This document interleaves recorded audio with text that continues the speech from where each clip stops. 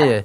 자, 기본적으로 이제 일시적 2주택 개념으로 과천걸 사고 나서 3년 안에 남성역 인근에 있는 노후 연립주택을 처분을 할 건지 아니면은 어떤 다른 방안이 있는지 예? 예. 그런 측면에서 이제 고민이 되실 것 같고요.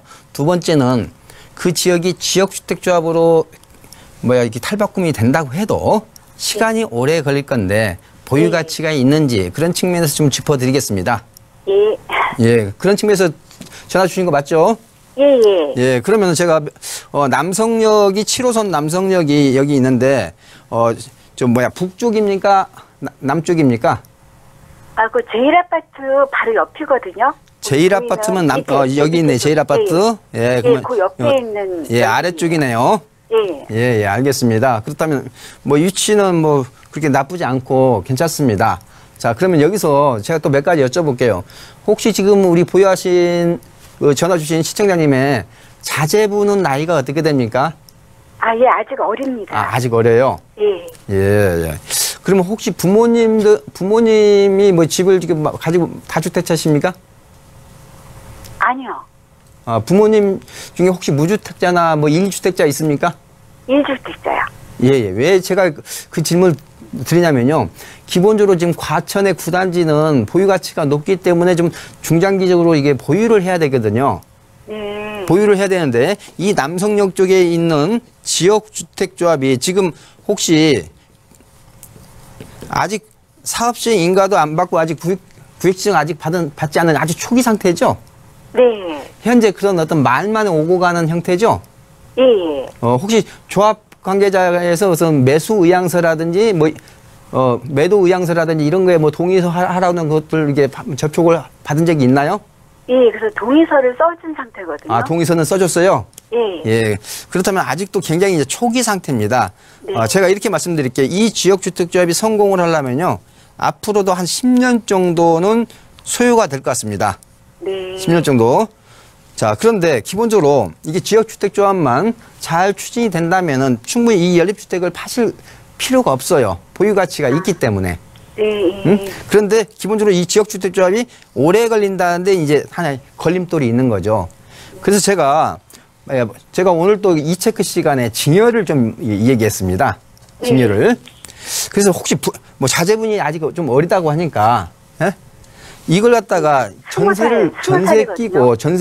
끼고 부담부 증여를 한번 고려를 해보세요. 그래서 자제분이 됐건 부모님이 됐건 그런데 이 지역주택조합 같은 경우는 기본적으로 1주택자이거나 이런 요건이 좀 있거든요. 네. 자, 그렇기 때문에 혹시 부모님이나 그렇지 아니면은 자제분이 어린다 해도 예? 미성년이라 해도 2천만 원까지는 공제가 되거든요. 네, 네. 그래서 저는 지역주택조합이 현재 추진 중인데 시간은 오래 걸리는데 보유 가치는 어느 정도 있을 것 같아요. 만약에 지역주택조합 안에 있는 단독주택이라고 한다면 제가 이렇게 권하지 않아요. 예, 다세대나 연립주택을 가지고 있기 때문에 이렇게 권하는 겁니다.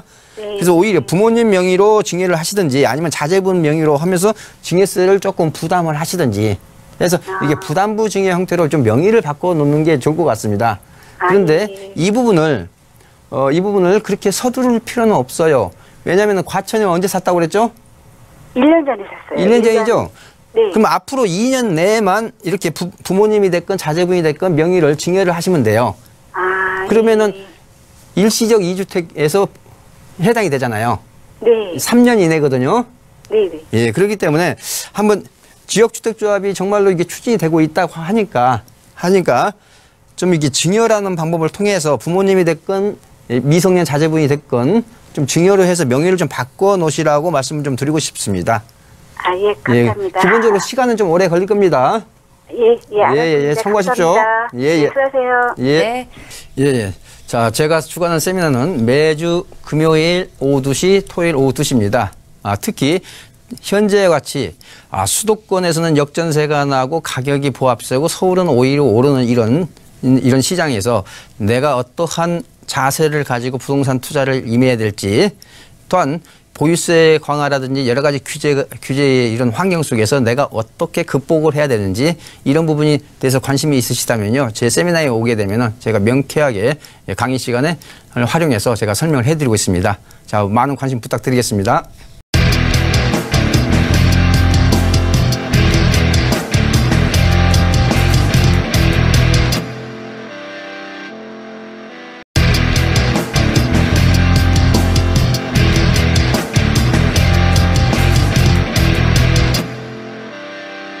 과거부터 보유를 해가지고요. 예. 선친들이 좀 물려주신 땅입니다. 그래요? 네. 그렇다면 그 지역적인 특색은 어느 정도 선친께서 물려주셨기 때문에 잘 아시겠네요. 네, 좀 압니다. 예. 저는 조금, 뭐랄까요. 긍정적인 것보다는 약간 부정적인 말씀을 좀 드릴 수밖에 없는데 좀 이해를 좀 해주시고 좀 들어주시면 좋겠네요. 예. 자, 지역적인 특성상 경기도 이천에 있는 이 지역이 첫 번째 전원주택 부지로서의 어떤 적합성, 이제 이런 부분에 대해서 좀 고민을 많이 하셨겠죠. 예. 그런데 제가 제 인근에 제 주변에 아시는 분들도요, 이게 땅 사가지고 전원주택 단지 분양이 안 돼가지고 사업에 굉장히 애로가 많은 것을 저는 많이 봐왔습니다. 그러면 자, 일단 첫 번째 전원주택 부지로서 적합성, 이런 측면에서 본다면은 제가 보면은 A급은 절대 아닌 것 같습니다. 제가 잘못 보고 제가 지금 말씀드리는 게 잘못 판단하고 있다고 생각하십니까? 아니, 저는 그런 거는 아니고요. 타 지역의 이천 지역이 전원주택지 개발이 해놓은 데가 많더라고요. 예, 그러니까 근데 경기도 이천 자체가 그런데 경기도 이천도 예를 들어서 남한강 줄이라든지 어떤 그런 좀 자연 환경이 우수한 지역 이주는 있습니다.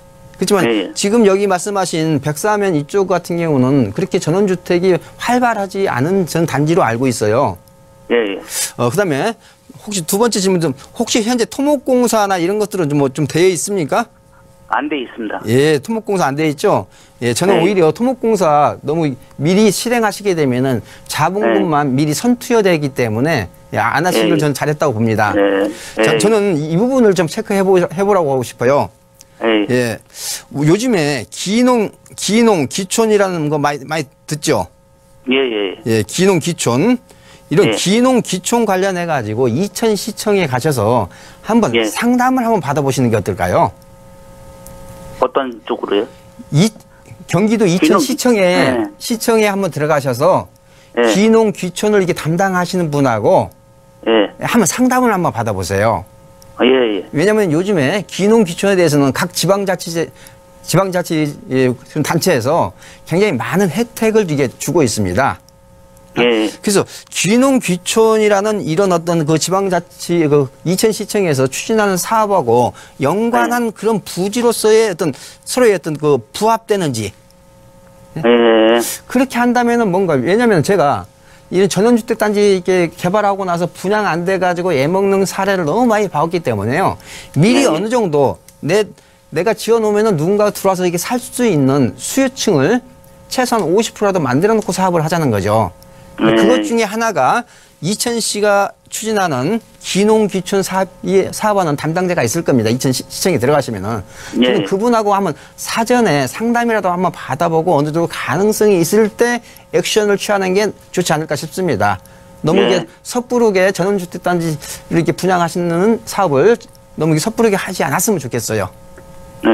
근데요, 저희가 주거 목적으로다가 해가지고 한 50% 정도는 이미 결정이 돼 있는 상태예요. 50% 정도는 제가 한 8호수로 다 나눠가지고 150평씩 이렇게 해가지고 그러면 네 군데는 벌써 이제 그렇다면 한 50% 정도는 그걸 하실 실수요자가 있다는 얘기네요. 그렇죠. 실소유자는 50% 정도는 돼 있고. 그렇다면 좀 리스크 레벨은 상당히 낮아졌습니다. 리스크 레벨은 낮아졌어도 한번 그래도 리스크를 더 줄이기 위해서 한번 이천시청 한번 이렇게 들어가셔서 상담 한번 받아보시는 것도 나쁘지 않을 것 같습니다. 그렇죠. 제 의견이니까 참고하세요. 예, 알겠습니다. 예, 예. 고맙습니다. 예. 네. 예, 예.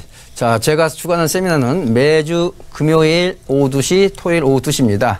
특히 현재와 같이 수도권에서는 역전세가 나고 가격이 보합세고 서울은 오히려 오르는 이런 시장에서 내가 어떠한 자세를 가지고 부동산 투자를 임해야 될지, 또한 보유세 강화라든지 여러 가지 규제의 이런 환경 속에서 내가 어떻게 극복을 해야 되는지 이런 부분에 대해서 관심이 있으시다면요. 제 세미나에 오게 되면은 제가 명쾌하게 강의 시간에 활용해서 제가 설명을 해드리고 있습니다. 자, 많은 관심 부탁드리겠습니다.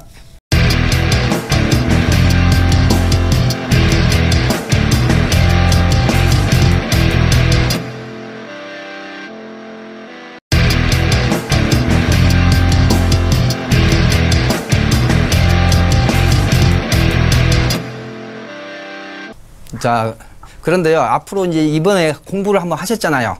예. 예, 이번에 공부를 한번 하셨기 때문에 향후에는 신도시의 상가 투자는 굉장히 신중해야 된다 하는 것을 한번 공부하신 걸로 간주를 좀 해야 될 것 같습니다. 네. 참고로 다른 우리 시청자님께서는 신도시의 상가가 저렇게 위험하구나라고 좀 알아듣는 그런 계기가 좀 됐으면 좋겠고요. 예. 자, 이렇게 말씀 좀 드릴게요.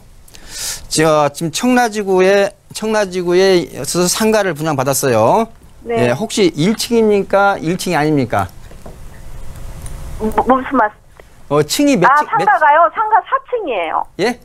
상가 4층. 4층? 예. 예. 혹시 실평수가 몇 평이나 되세요? 실평수가 41.44인가 그렇게 돼요. 예, 한 41평 된다 하고요. 예. 예. 자, 이렇게 하십시오. 원래는 이걸 부담받을 때 예상 임대료를 얼마로 받어요? 저희는 지금 분양사무실에서 이야기한 대로 5천에 280 그렇게 받을 수 있다라고 이야기를 하는데. 5천에 얼마요? 280이요. 280만 원. 예. 자, 그런데 지금 현재 주변에서 임대료를 어느 정도 주면은 들어올 세입자가 임차인이 있다고 말을 들었습니까? 지금 저희 같은 상황은 그냥 관리비만 내고라도 들어올 수 있으면은 주려고 하는 그런 상황이에요. 그래요? 그럼 그렇게 하면 주변 부동산에 내놓은 적은 있나요? 부동산에 내놨죠. 예. 그러시면은 좀 인내심을 가지고 좀 기다릴 필요가 있겠고요. 제가 한 가지 팁만 드릴게요. 상당히 지금 어려운 상황인데, 이렇게 계약서를 작성하실 때 이런 특약을 꼭 넣으셨으면 좋겠어요. 예. 매년 몇 프로씩 올린다, 임대료를. 근데 지금 법에서 10년을 그렇게 정한다고 하니까. 그러니까 법에서 정해진 테두리 안에서 왜냐하면은 초기 임대료를 상당히 낮출 수밖에 없기 때문에 초기 임대료는 상당히 낮춰놓고 매년 물가 상승만큼 올린다든지 이런 특약사항을 꼭 넣으셔야 될 것 같습니다. 그래야 나중에 내가 이 상가를 다시 대팔 때 손실의 폭을 줄여놓을 수가 있습니다. 자, 그렇기 때문에 이런 특약사항만 좀 넣으시고 어쩔 수 없습니다. 어차피 지금 공부를 하셨다고 생각을 하실 수밖에 없는 상황이기 때문에요. 좀 인내하시고 초기 임대료를 낮추되 매년 물가 상승만큼 올린다는 그런 특약 조건을 수용하시는 분에게 임차인을 이렇게 선정하시는 게 좋을 것 같습니다. 좀 안타깝지만 어쩔 수가 없을 것 같습니다. 근데 이제 저희는 지금은 부동산에서는 팔려면은 한 1억 정도를 내려가지고 내놔봐라고 그런데요. 그러니까요. 기본적으로 지금 분양 가격보다 1억을 낮춰서 팔라는 얘기잖아요. 그렇게 돼서 손실이 크기 때문에 좀 더 인내하시고 초기 임대료를 낮추되 매년 물가 상승만큼 올린다는 그 특약사항을 꼭 넣어가지고 한번 해보시라는 거예요. 지금 시간 관계상 제가 여기까지만 지금 상담을 진행해 드릴게요. 예. 자, 제가 주관하는 세미나는 매주 금요일 오후 2시, 토요일 오후 2시입니다. 특히 현재와 같이 수도권에서는 역전세가 나고 가격이 보합세고 서울은 오히려 오르는 이런 시장에서 내가 어떠한 자세를 가지고 부동산 투자를 임해야 될지, 또한 보유세 강화라든지 여러 가지 규제의 이런 환경 속에서 내가 어떻게 극복을 해야 되는지 이런 부분에 대해서 관심이 있으시다면요. 제 세미나에 오게 되면은 제가 명쾌하게 강의 시간에 활용해서 제가 설명을 해드리고 있습니다. 자, 많은 관심 부탁드리겠습니다.